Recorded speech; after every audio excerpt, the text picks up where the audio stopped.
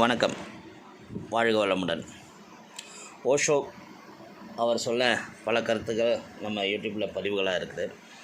இப்போ எனக்கு கவர்ந்த ஒரு பதிவு அன்பின் யாத்திரை என்ற புத்தகத்தில் இருந்து ஒரு பதிவு.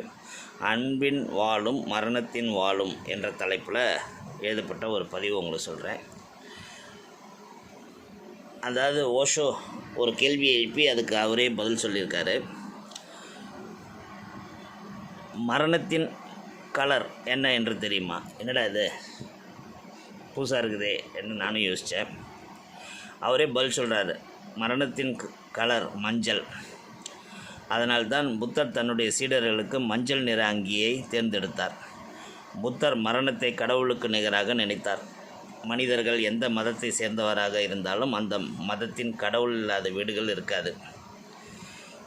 கடவுளைப் போலவே மரணம் இல்லாத வீடும் இல்லை. என்னை பொறுத்தவரையில் மரணம் கடவுளை விடவும் மேலானது.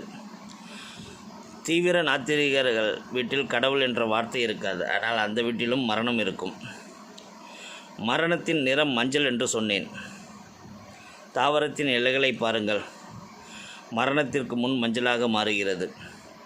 மனித உடலின் இரத்தம் மனிதன் இறக்கும் நேரத்தில் ரசாயன மாற்றம் அடைவதால் மனித உடலும் வெளிர்ந்த மஞ்சள் நிறமாக மாறிவிடுவதை காணலாம்.